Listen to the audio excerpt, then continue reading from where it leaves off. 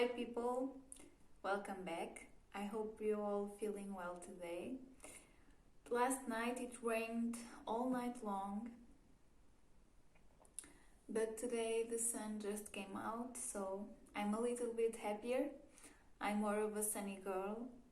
I like more summer than autumn or winter. The weather messes with me, so I'm a bit more blue in this time of year, but we have to come through, and I hope you all feeling well and well humored. In today's video we are going to talk about the greatest Christmas classic of all time. I'm talking about Charles Dickens' A Christmas Carol.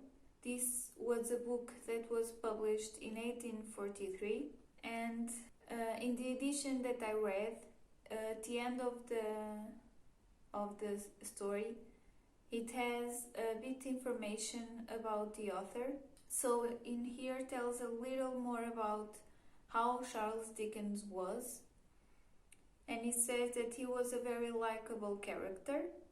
He had a lively sense of humor, a vivid imagination, and a tremendous amount of energy and enthusiasm. He was also very caring and throughout his life demonstrated empathy for his fellow men. Then it talks about an accident that he had, a train accident, and how he helped the people that were injured, and how the incident had a profound effect on Charles Dickens' life. Then he tells us where he grew up. He says he was born in Portsmouth and then his family moved to Kent. He grew up in South and Southeast England, as his father was a clerk in the Navy and frequently transferred from place to place. Then he talks about what he did apart from writing books. He was a law clerk, so he was well knowledge about the law and of the judicial injustice against the poor, which he used extensively in his later books. Then he says that he was a political journalist, talks a little bit of what he did in his life. So where the idea of A Christmas Carol came from? A Christmas Carol contains several themes which were of the utmost importance to Dickens. It is a morality tale. It is a celebration of human kindness, and it highlights the relationship between social injustice and poverty. In an 1852 edition of the Christmas books, which includes this story, Christmas Carol, Dickens wrote in his preface, "My purpose was, in a whimsical kind of mask, which the good humour of the sense justified, to awaken some loving and forbearing thoughts, never out of season in a Christian land." So the Christmas Carol became an instant hit. It was published in December 17th of 1843, as I said, and by Christmas Eve it has sold 5,000 copies, and the publishers were planning the first of many reprints. It captured the public's imagination to such an extent that from its very first year in print, A Christmas Carol became an intrinsic part of a traditional English Christmas. So, just a curiosity, I think it is interesting to know a little bit more about the author and also where the ideas came from. And now a bit more about the plot of A Christmas Carol. Here we accompany a man called Ebenezer Scrooge. I don't know how well to pronounce the first name, so I'm just going to call him Scrooge. Forgive me. He was a grumpy old man, very bored with life, greedy, and he hated the Christmas season. He works in an office as a creditor with his employee, Bob Cratchit. The story begins with Scrooge's nephew, Fred, visiting him and inviting him to pass the Christmas with the family. Scrooge almost ignores him. He doesn't care about what he's saying and declines the invitation and is notoriously annoyed with Fred's enthusiasm. On Christmas Eve, Scrooge is visited by the ghost of his former partner, Jacob Marley, a man who was also grumpy and also greedy, who died that same day 7 years ago. On this visit, Marley says to Scrooge that his spirit cannot rest in peace because he wasn't generous in life. He says that Scrooge is going in the same path, but that he can redeem himself and he can turn around his life with the help of 3 spirits. The first spirit is the ghost of Christmas past. This spirit comes in an ambiguous form of a child with the appearance of an old man. He shows Scrooge the Christmases of his childhood.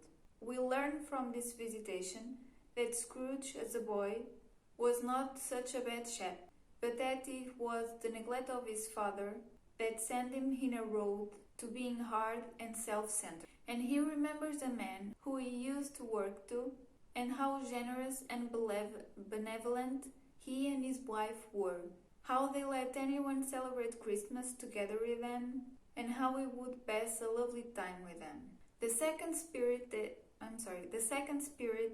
that visits Scrooge is the ghost of Christmas present, a Christmas in the form of a giant clad in festive robes. He takes Scrooge to see the Christmases of people that he knows and also people that he doesn't know. In doing so, he shows Scrooge that even in wretched conditions, people a lot less fortunate than himself celebrate Christmas with gusto. He takes Scrooge to see the Christmas of the Cratchit, his employee, and how they are poor but very united. They have a son, Tiny Tim, who is disabled. He is a sweet-natured child, full of cheerful optimism and very well loved by his family. The third spirit is the ghost of Christmas yet to come, a spirit that appears wearing a black hooded cloak and does not speak.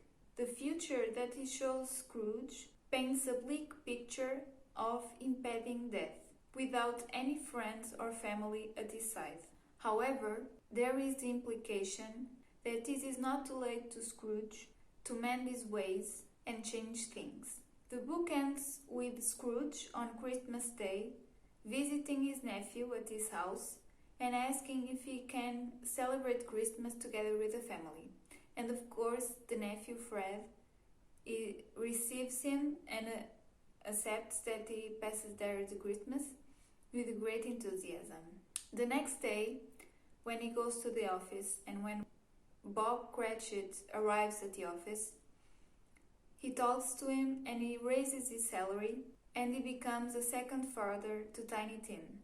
He became a great friend and companion, and some people laughed at the way that Scrooge had changed, but he didn't care because he had become wise enough to value his dearest people. I really enjoyed reading this novel. I thought it was a warm to the heart, especially in this time of year where sometimes we become a bit materialist, and in a way this book remembers us what is the most important thing in life: love. And it has a happy ending, which is very welcoming and a sweet story that, is a reminder of where we should be looking for and what we should be looking for in our lives and the person we want to be or the person we should be. What was a really lovely reading. It was very light. Just one thing that I thought is that I think that Dickens could have made the first part of the book a little bit longer. And what I mean by that is that I thought that characterization of Scrooge could be a bit more longer.